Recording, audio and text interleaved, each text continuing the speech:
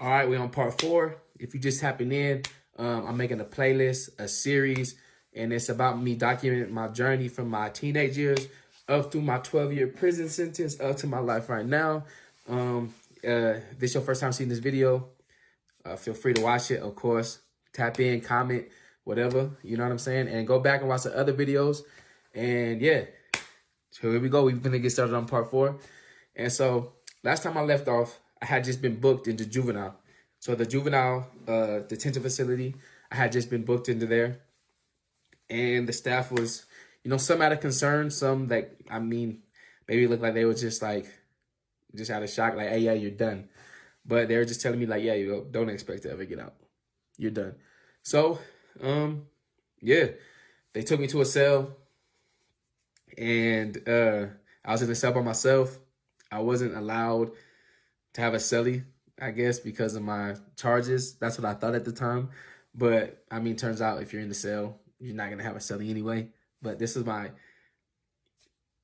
first time, actually staying. Mind you, before this, I had got arrested for shoplifting, trying to steal some Chuck Taylors from Sears. You know what I'm saying?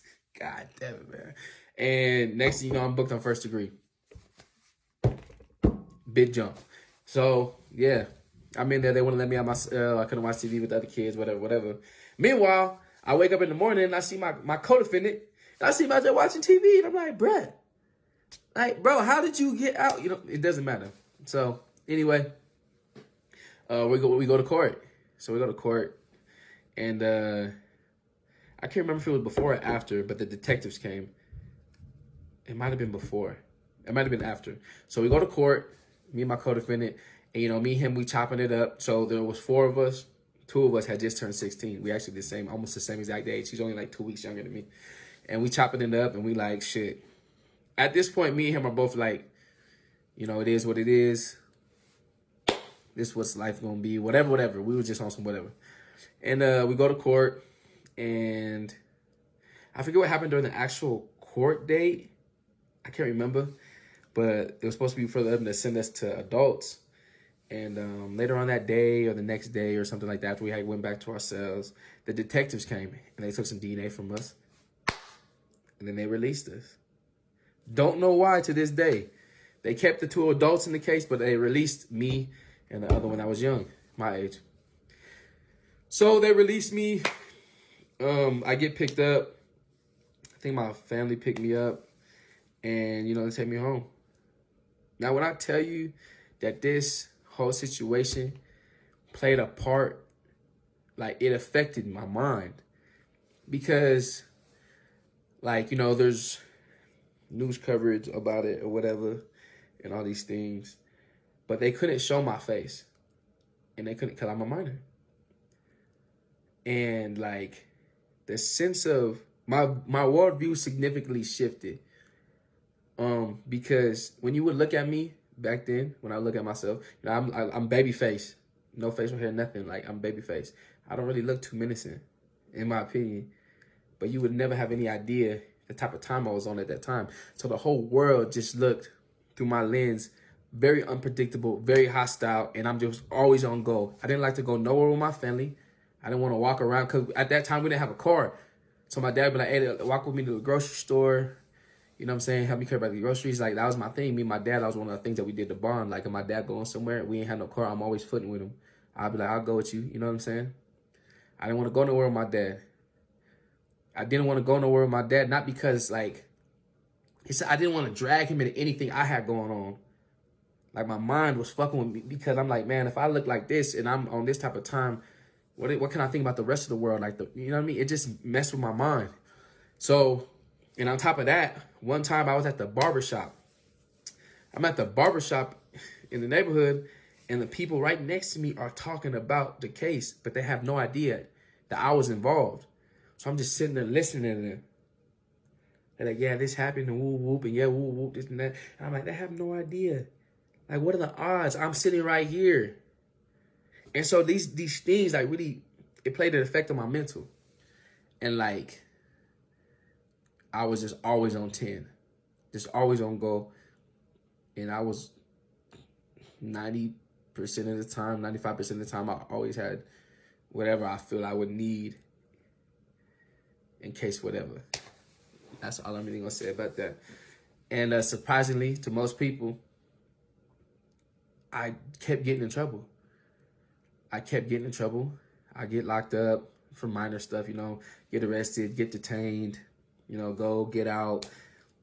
I kept being bad. Like, I was literally on a downward spiral. But what people don't understand is that this downward spiral was fueled by extreme anxiety, paranoia, and just stress. Like, I was mentally cracking. Mentally, like, every day I'm like, they're gonna come for me today. You know, I'm like, I'm on the run from it's like, I felt like I was on the run, but I wasn't officially on the run. But my mind was like, always like, it's a wild experience. It's a wild feeling. And this went on for a while. In and out, you know what I mean?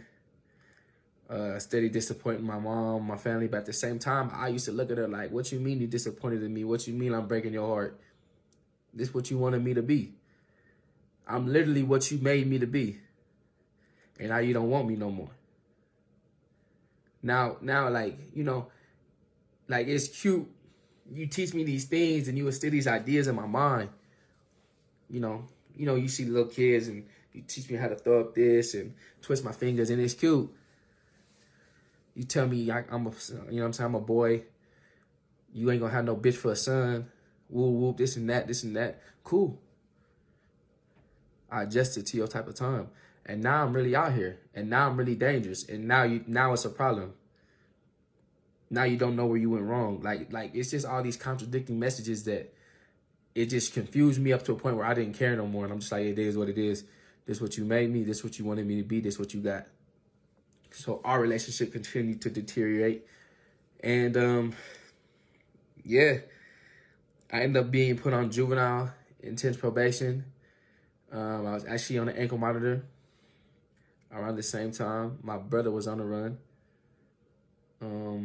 And one day while I was on house arrest, I was drinking, which I wasn't supposed to be doing. I got into a fight with my brother. So it was really me, the homie from the hood, my brother. Like, we was all just, I forget, it was like a little, like, kickback, whatever. And me and my brother would always get into it. Me and my brother would always be at odds. For some reason, I can't really remember why. That's how you know most of that shit don't be about nothing. And, you know, we get into it now. He's like, nigga, fuck your hood. I'm like, all right. I told him, I'm like, man, fuck your hood. Cause me and my brother from different. I'm like, man, fuck your hood. He's like, nigga, fuck your hood. And the homie get off on him. Boop. So the homie get off on my brother. They scrapping. And I'm like, hold on. And then before I could even react, my mama jump in. And my mama and my brother jump in the homie. I'm like, God damn. So I'm over there. I'm trying to break this shit up. I'm like, bro, chill. Woo, whatever. And they was on him. I ain't gonna lie. They was on him. My mama was on him. Anyway. We could hear the police sirens. Mind you, I'm on house arrest. I can't run. I just gotta really hide. Because if I leave too far, it's gonna ping them. So I could hear the police sirens and shit. My brother had been on the run for I don't know how long. And like I said before, my family is very dysfunctional. My family is not ideal in any way, shape, or form, but it's my family. And the police are coming. And I told my brother, I think I grabbed his shirt. I'm like, come on, we gotta go behind the house. Like, or we gotta go, we gotta hide. And he kind of just smacked my hand. And he looked at me, he's like, don't ever call me your brother again. I'm like, come on, bro, please, we gotta go. He's like, nah. I left. I went and I hid. My brother didn't come. I'm drunk. I passed out. I wake up the next morning. I talk to my mom. I'm like, hey, where Bubba? Where Bubba at? And she started crying. She's like, the police got him. I'm like, what you mean the police got him? She's like, he didn't run. He said he was tired of running. He let the police come and get him. And I started tripping. Flipped the table. I was just really, really mad. But really, I was hurt inside because I'm like, damn, this is my fault.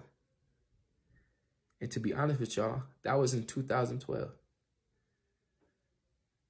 I ain't seen my brother since then.